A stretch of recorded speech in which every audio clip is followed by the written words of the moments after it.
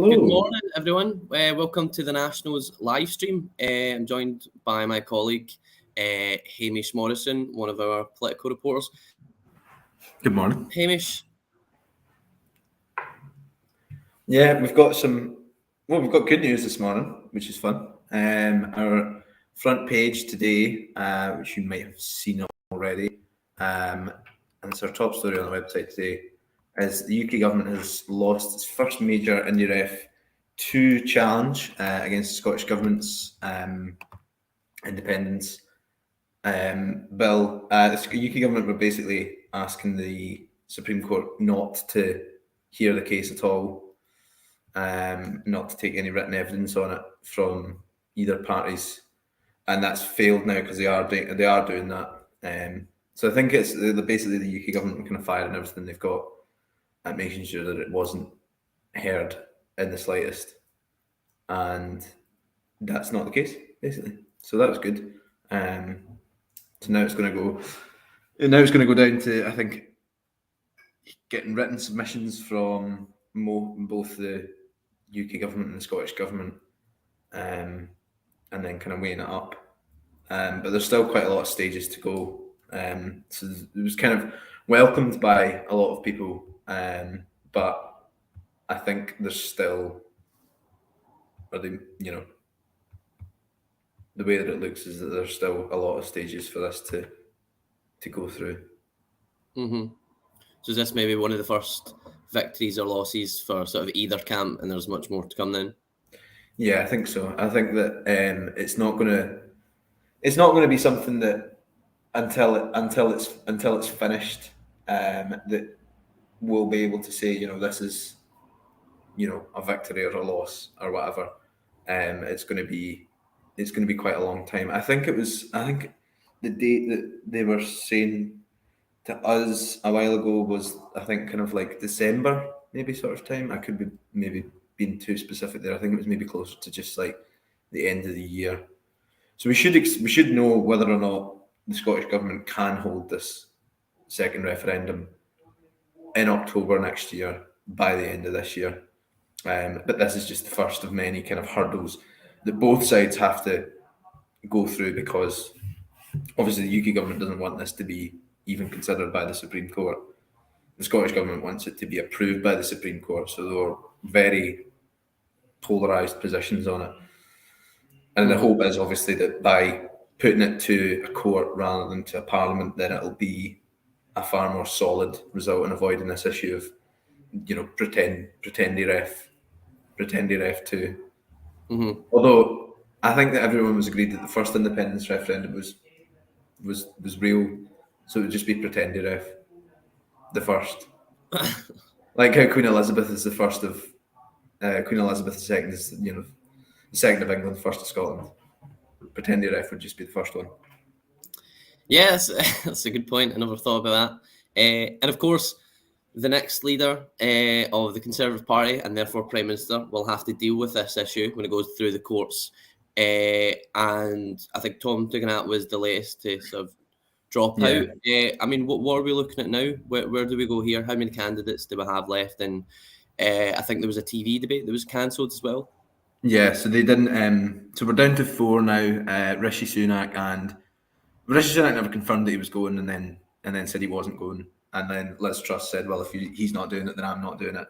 Kemi Badenoch is still in the race, although we're thinking that she's going to be the next one to drop. And then Penny Mordaunt is also still in the race. But I think most bookmakers will be giving you the best odds if you're betting. Be gamble aware if you are betting, but if you are a betting person, then I think your best odds are on Liz Truss or Rishi Sunak. Although I don't know how popular they are with the Tory members. A lot of the candidates are throwing out various polls on their Twitter accounts. We had a funny one from Penny Mordaunt yesterday, who had herself in second place and was like, "Oh, this is great! I'm in second place." As if you could win the contest if you came second.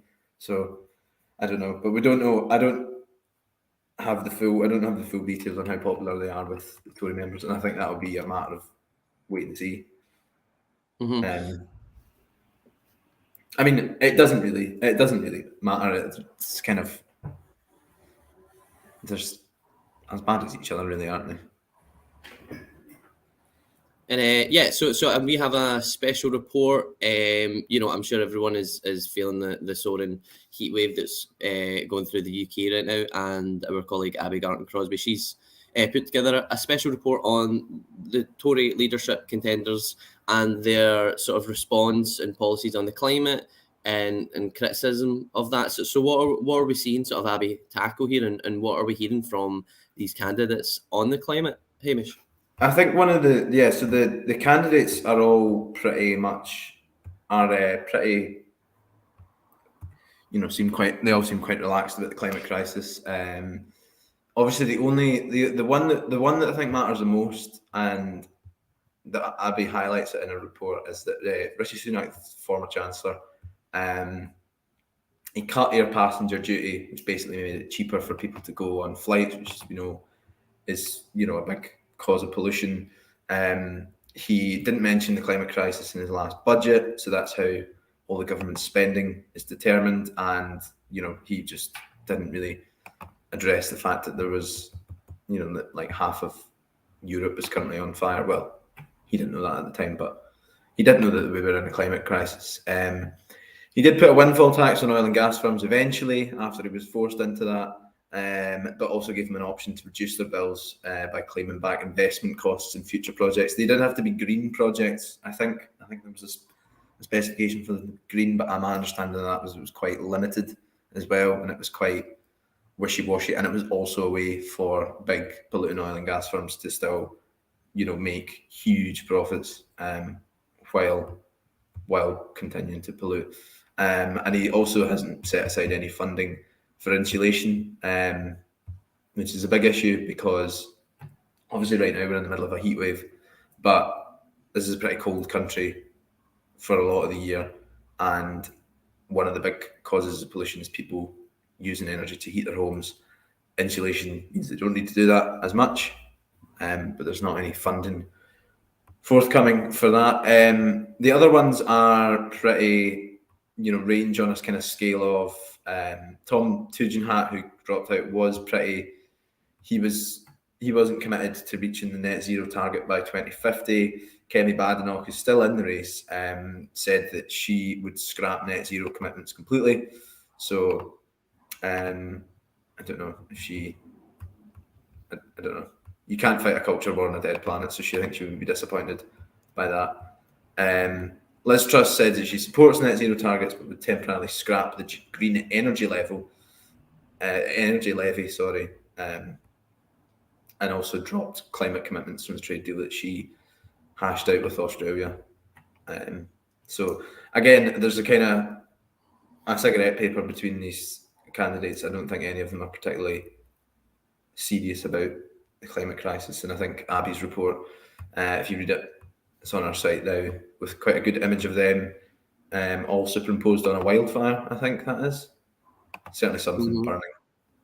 Yeah, it's pretty good.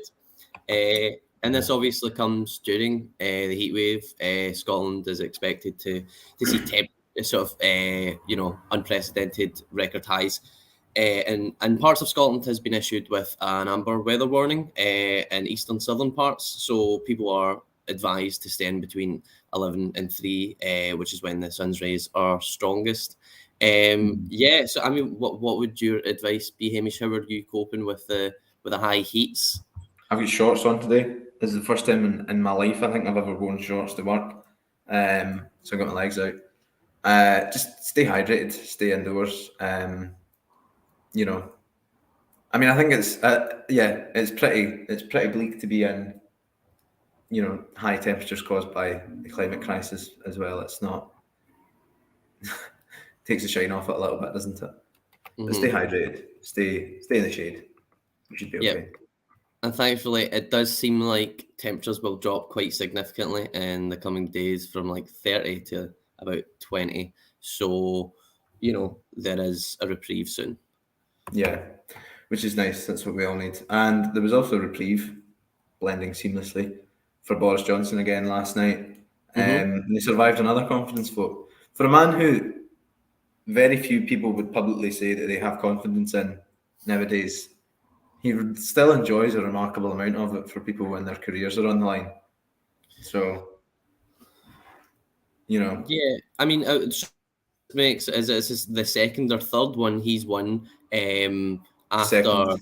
Well, yeah, the second, and despite quitting, and this was one the UK government itself tabled right because they rejected Labour's motion.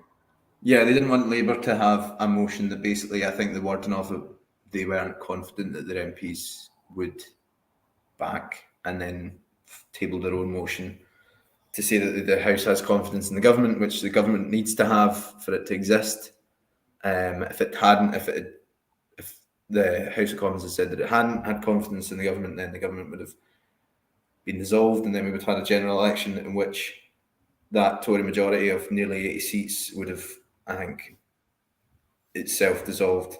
So I think when you ask when you had a wave of mass resignations with MPs that were quite confident that they could remain in a job and on the government benches, they were quite happy to do that. When it actually comes to something that would have put it to the electorate after the past 7 months of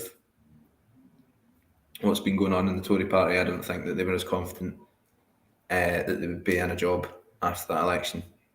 Yeah, I mean, all the on the ITV debate, all the leadership hopefuls rejected the idea of calling an election. For when they come in, and basically saying that they all stood on the same manifesto. But of course, they're all promising different things, and as you said, some people are not committing to net zero by 2050, which is a huge policy shift. If they were to win. So yeah, it's not. Perhaps not ideal, but general election does not look likely. Yeah, I mean, this avoiding a general election is the only sort of sensible thing that any of them could have done, because I don't think that anyone would expect the Conservatives to hold on to their majority and stay in government. And I think that part of the reason that obviously it's interesting for us, this leadership election and all that, but I think ultimately at the end of the day, it will be who's going to be the Prime Minister, who's going to be the Tory Prime Minister until the next general election, and then we'll lose that election. I think that's the smart. I think the smart money's on that. Yep, I'd tend to agree with you, and I think that's maybe where we're going to wrap this up for today. Maybe next time we'll back, there'll be another leadership, knocked out of the race as well, and it'll be up to that's going to be 3 today, isn't it? Mm-hmm. Yeah. Yeah. Who's your money on getting knocked out, and why is it Kemi Badenoch? Yeah, I think it's Kemi. I think she's. I think her maybe like claws out culture war stuff might be a bit rich for the blood of some Tories. And I think she is very much on the right of the party. Plus, I think that they might want Liz Truss or Rishi Sunak. I think they probably want Sunak, and I think he's got a certain amount of economic cred that they might enjoy having, and a bit of experience as well. But I don't know. It could be, Who knows? Who knows? I'm sure we'll find out soon enough. Right, well, thank you everyone for tuning in. Please, go to thenational.scot if you want to read any of the stories we've discussed. We'll have much more throughout the day. And try and enjoy the heat and stay hydrated. Great, thanks very much for joining us.